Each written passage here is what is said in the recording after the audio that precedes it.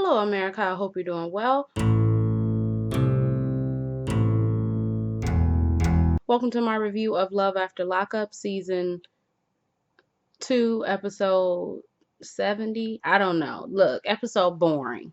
Um, Oops. What did this episode give us? Nothing. Absolutely nothing. So, let me get my notes. Y'all know how I had one episode of a new podcast and then I never came back with it. I will be back with it. More than likely I'll finish my schoolwork today. So tomorrow in the daytime, I will be able to do another episode of the podcast. Yay. So yeah, don't be mad at me. We're gonna have another episode of the podcast coming out tomorrow. If you all don't know what podcast I'm referring to, you can find it right up here. Okay. So we see new people. Somebody in my comment section a while ago, I'm sorry, I'm looking at my hair. Somebody in my comment section a while ago said she seen a preview for somebody named Glorietta. And I was like, I don't know who the hell that is. And I had hoped I had never known who the hell that was. I had hoped that maybe it was just something that they showed us and then we had never seen it again. But no. So I guess since Lamondre ain't getting out, they said fire up a new one. Her face makeup. Her makeup is not good, which makes me think, because they showed pictures of her when she was younger. I think she was younger. That makes me think, if your makeup is bad, it's always gonna be bad, because that's scary, because I'm not good at makeup and I want to be able to start and do stuff, and I don't want to. Anyway, I'm sorry. Anyway, so she is with a man named Alex. Alex is 28. She's been dating him for a year, and he's in there for falsifying checks, robbery, and skipping probation violation. They met through her cousin, who was also incarcerated. He would be listening to their phone calls, and then they got put on to one another. He said, "Baby, I got a song for you." Fuck. How did the song go? I won't get high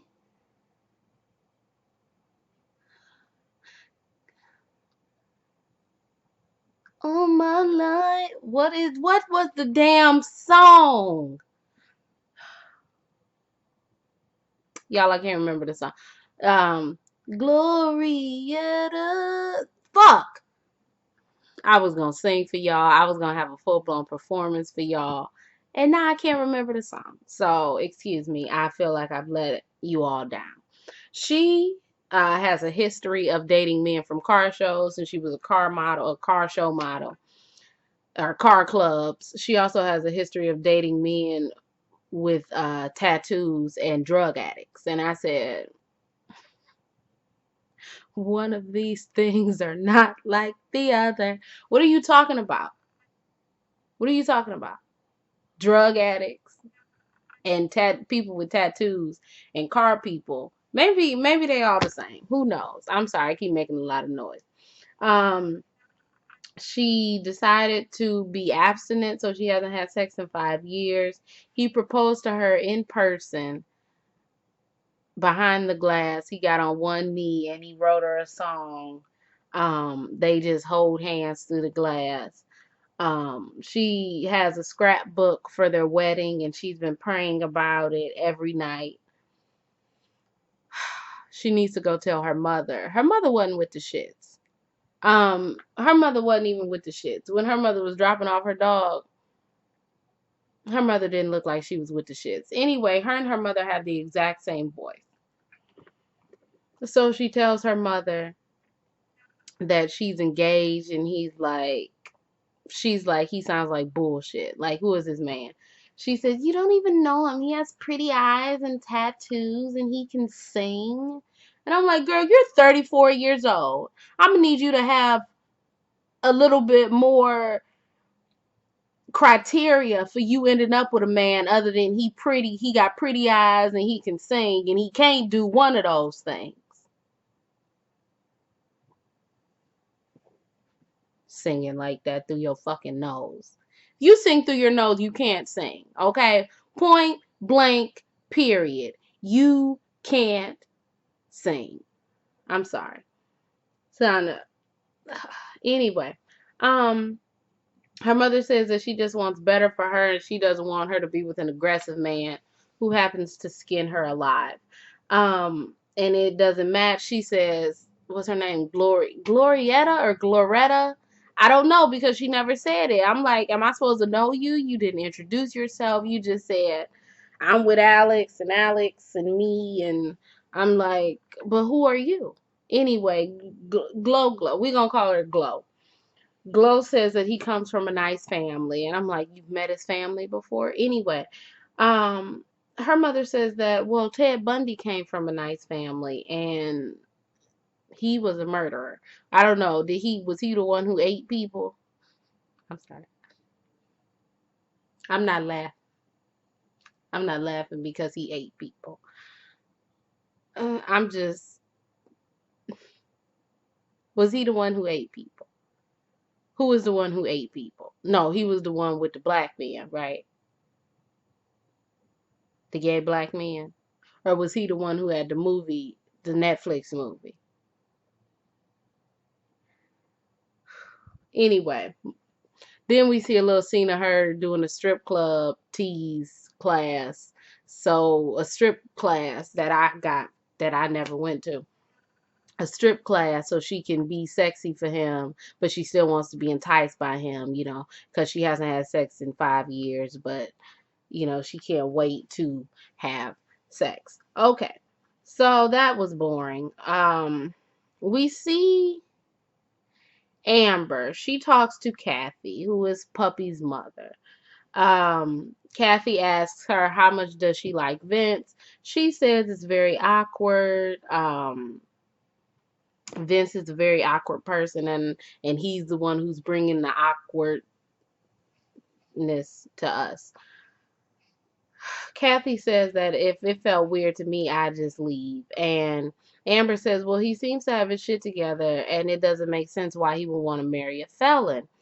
Then she says, he said that he could adopt her so he could get extra military money and he could send that to them, but I guess he didn't adopt her, so he ended up adopting Puppy.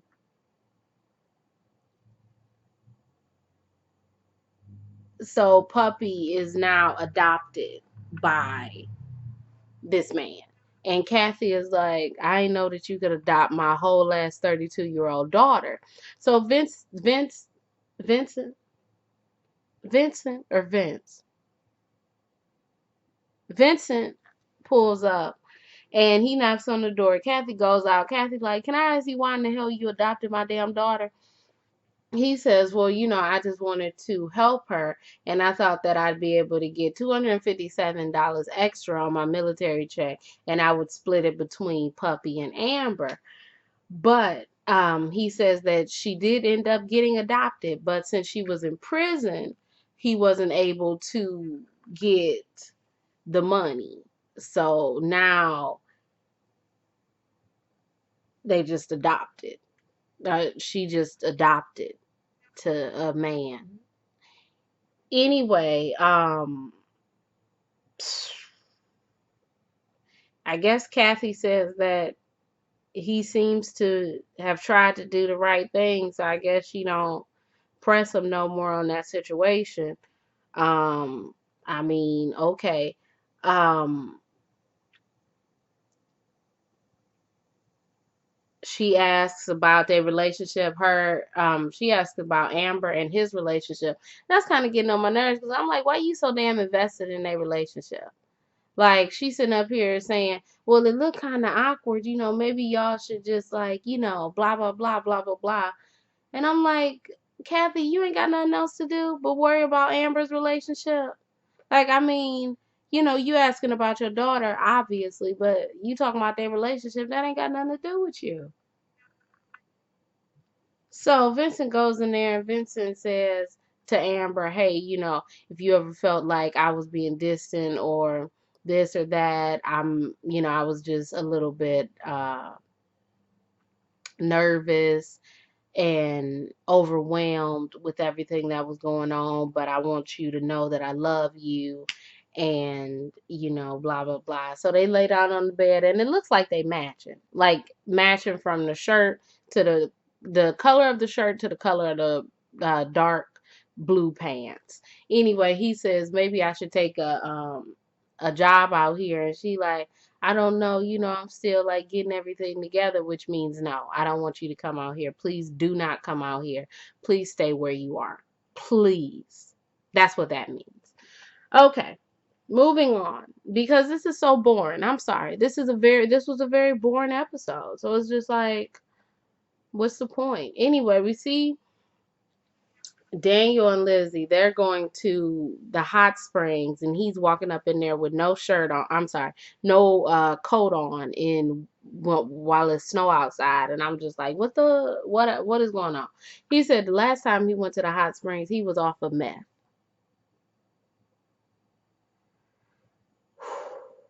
So my TV kept doing this thing, or I watched stuff on Philo. So Philo kept doing this thing where it was cutting in and out, cutting in and out. So sometimes I would lose audio for stuff. I probably should have said that in the beginning, but I didn't. But yeah, it happened in this scene, and it happened with Shane and Lacey. Anyway, so Daniel's family has a welcome home party planned for him, and she doesn't want to go because after meeting his mother, she's like, your whole family could be bitches. He says, no, my whole family's gonna love you. He wants her to come because he can envision a life with her. He can envision having children and buying a house. And I'm like, are you gonna have a job? Like, come on, you just got out of prison. Anyway, and he says that this would be a good way to get to know him if she knows his family. So they go to her mother's house. They have an hour before they have to go to his family's house. And they decide to have sex. Now,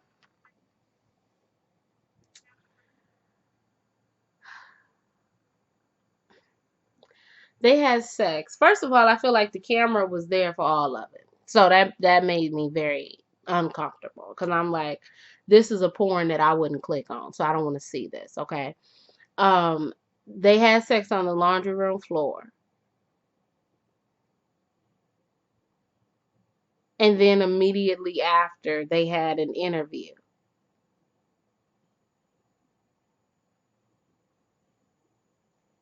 And she said it was awkward trying to find out what he liked, what he didn't like. He's been in jail. Anyway. He says she's better than Susie McFingers. I don't know what he said, but anyway, they go to his damn house, his mama's house. Everybody is there. They all hugging him, talking about welcome back, Daniel. Then a lady who looks like his mother, who I would assume is his aunt. It may not be his aunt, but I would assume that it is his aunt. She's like, hey, Daniel, did you steal Mike's hunting bow in front of like everybody? And I'm like, girl, why are you talking about this right now? And he like, yeah, I did. And she like, did you pawn it? And he like, yeah. And I'm like, what else would he do? He was a meth head. Like, what? I'm not about to go hunting with it. Like, what are you talking about? Anyway, she's asking him all these questions right in front of everybody. And Lizzie says that she's going to go to the bathroom. So Lizzie excuses herself to the bathroom. His aunt and Daniel are talking. He says that Lizzie's going to keep him on the straight path of life. Um, she says, "Oh yeah, I like her. You know, she seems to have goals in life." Then his mother comes out of nowhere and says, "Oh yeah, well, she drinks. She likes to drink, and that could take Daniel down the wrong path." And he's like, "No, be respectful. Don't do that. Don't do that. Don't do that." And she's like, "I am being respectful. It's just she likes to drink and blah blah blah." And so Lizzie comes out the bathroom. She don't say anything. She said in her confessional that she's a bitch. But she said, "You know what? I heard her talking shit, and we just decided to go." So they packed up and they left, and that's the end of their story. How many? It's so boring. So boring. We see Shane and Lacey. They go to the beach for their last day together. They're falling in love with one another, and he wants to start a relationship with her. She says that she can't have two men in her life, and she's very confused. So, she needs to make a decision. He says that he'll tell her anything. He doesn't want to seem like he's holding back. So she finally, I guess for the first time, asks, "Why did you go to jail?" So my TV kind of cut off. And they didn't say what really happened, but basically, Shane says a bad man showed him a picture of someone, a naked picture of someone, so he struck him, and the man ended up losing his eye. Then he ended up going to jail for 4 years, but he doesn't regret it because it made him the man that he is today. And if he wasn't the man that he is today, it wouldn't have led them to one another. So he says, "Do you have anything you want to tell me?" She says, "Okay, well, I'm engaged." And he's like, "You what? What?" She said, "Well, that's one of the reasons why we didn't have sex because I'm, still working on like how I'm feeling for this man." He says that his trust is now, a little bit broken, and he was falling hard for her out of the plane like this, and now he got a parachute, so now he's just falling like that. You see, slower. That's slower. Anyway, um, he says you gonna have to make a decision, me or John. And if y'all follow the updates, then you know who she chose. So last and least, we see Angela. She says that I was about to say Angela and Tony, but we haven't seen Tony but one time. Anyway, Angela says that Tony is putting their future together in jeopardy. And then she calls Tommy, the man who wanted to marry her last episode. She calls Tommy to help her. The federal marshal then calls and says they're looking for Tony. And if he comes back within 72 hours, no new charges will be added. Okay. So Angela is furious and she just doesn't understand why he would do this dumb shit. And when she's saying that, she's talking to Tommy. So he's like, "Yeah, and you the dummy who chasing after him." And she like, "Tommy, don't do that." "No, Tommy, do that. Do that, Tommy. The hell? You want to marry this woman. Why you want to marry this woman? This woman seem a little dumb. Girl, the man is a fugitive. Let that nigga go. Wash your hands of that nigga and let that nigga go. Fuck, telling the federal marshal I'll try to find him before you do. Girl, where you gonna look? Where you gonna look? I'm just really confused. Anyway, she says that she doesn't know if this is the end of their relationship, but she knows that she's very tired of this. And she just doesn't understand why he doesn't have respect for anything, including her. Because he owns some drugs. That's why. Drugs. Drugs. Drugs. Okay? So, anyway, that was this fucking review of this boring ass show. It's not as good as season 2. Maybe season 2 was trash in the beginning. I don't know, but this is real trash. Anyway, if y'all like this review, you can like, comment, and subscribe. You can follow me on Instagram, Twitter. Everything else you need to know about me will be down below. My name is Brielle. I make beats. I sing songs. If you like what you see, come on along. Bye.